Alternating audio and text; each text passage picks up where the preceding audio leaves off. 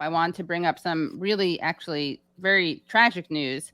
The death of Sheikh Khalek Adnan, the Palestinian political prisoner who just died Tuesday morning after an 87-day hunger strike. We actually have an image of him.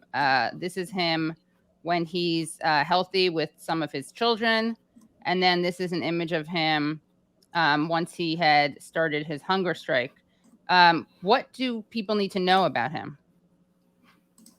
Thanks. Yeah, I'm actually really glad that you brought up Khalek Adnan's case. What people need to know, I mean, there's a lot of things that people need to know about Khalek Adnan, one of which is, you know, before his death and now certainly after his death, he has become an icon of Palestinian resistance to Israeli oppression. I mean, Khalek Adnan was only 45 years old, and this was at least the 11th time that he had been arrested and imprisoned by the Israelis. Over the past 18 years, 8 of those years, more or less, were spent behind bars.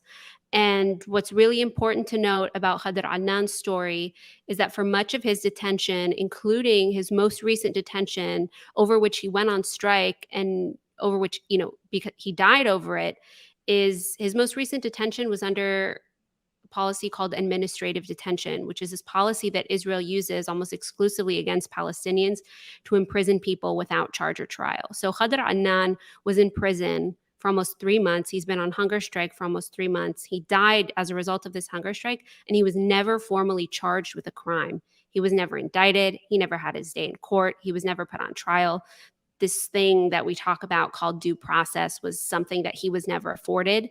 And his case is definitely an exceptional case, but it's by no means a unique case. I mean, there are thousands of Palestinians over the years who have been imprisoned for months and even years under this policy of administrative detention. And currently there are dozens of Palestinians, including children, who are being imprisoned by Israeli authorities under this policy. And so what happened to Khalek Adnan, the fact that he had to starve himself to death in protest of this extremely inhumane policy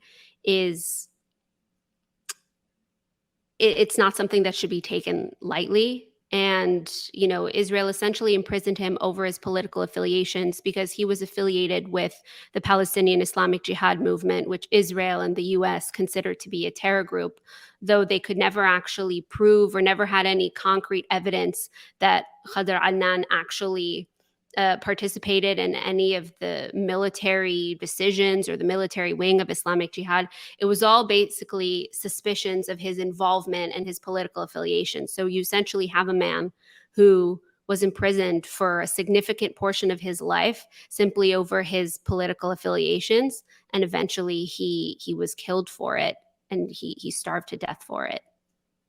What were his demands? So his demands, I mean, first and foremost, were to end Israel's, you know, targeted harassment campaign against him, which had been ongoing for several decades, an end to the policy of administrative detention and imprisoning Palestinians without charge or trial. Very, you know, simple demands, an end to his arbitrary arrest and detention. And also Khalek Adnan's wider demands over the years have been demands for the rights of Palestinian prisoners, and overall for, you know, he's, even in his death and his will, he's called for freedom and liberation for the Palestinian people. I mean, so yes, he was striking for his own well-being and his own freedom, but always within his strikes, this most recent one and over the years, he very much was striking for the rights of all Palestinians and for the freedoms of all Palestinians. And that's a message that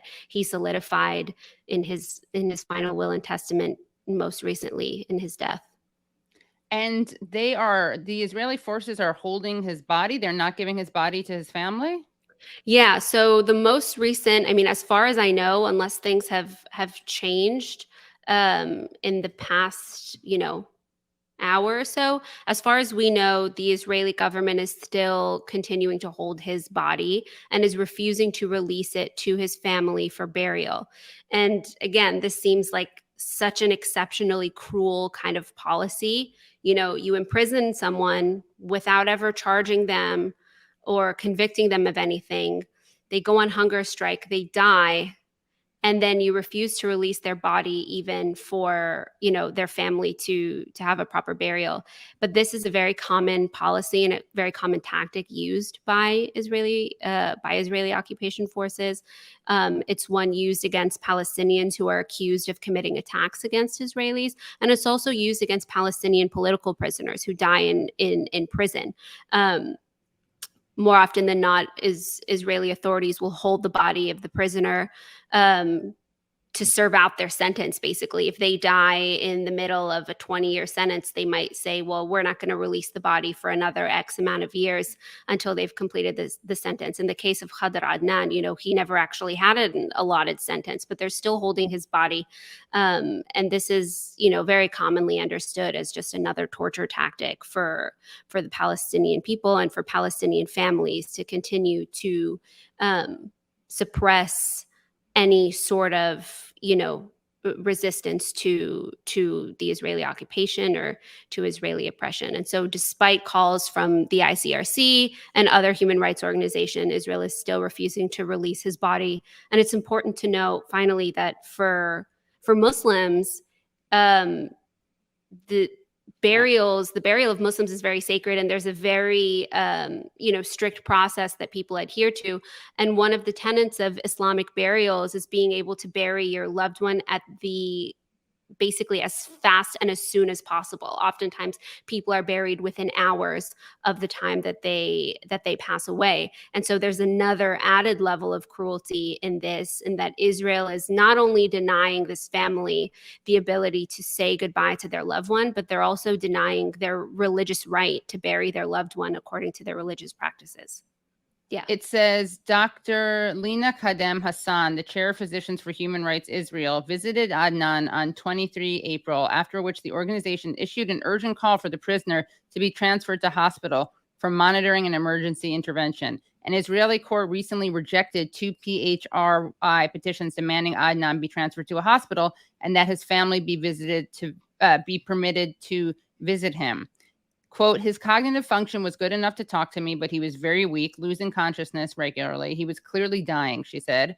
He said he wanted to live. It doesn't matter what medical colleagues thought about him or that he refused help. Their job is to save lives. The guidelines for dealing with hunger strikers are clear. He should have been taken to hospital after day 45. Mm-hmm. Yeah. And Israel loves to pride itself in its, humanitarianism. And medical technology and treatment. Yeah, absolutely. I mean, this is something that happens a lot. I mean, this gross medical negligence that happens in the case of Palestinian prisoners. Again, this isn't a unique case. This is actually a tried and true policy of the Israeli authorities when it comes to Palestinian prisoners who are hunger striking in order to secure their release from prison or to achieve a number of other demands. So in the case of Khalek Adnan, in violation or in, contravention of international norms or what should have been done, he wasn't transferred to a hospital. Despite the rapid deterioration of his physical health, he was kept inside the a prison clinic, which is, notoriously which is notorious for not meeting the medical needs and not meeting the standards of medical care that is necessary for sick prisoners and for hunger striking prisoners. So that's also why his family, and largely for the Palestinian people, this case is exceptionally cruel in the sense that people aren't just taking this as, he went on hunger strike and he died.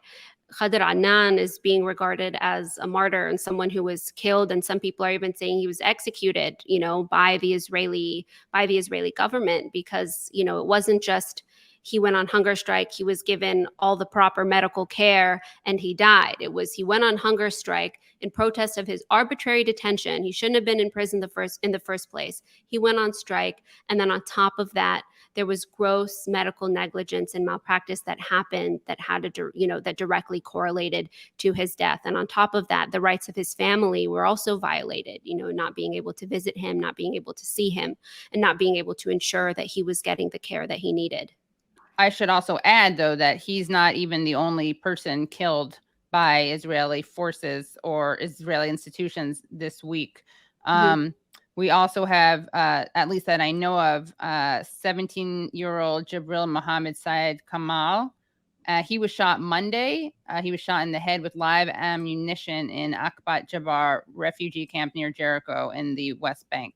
So there he is. And there were also people killed last week. Like, I just don't even have time to go through all the people killed, especially since this year alone.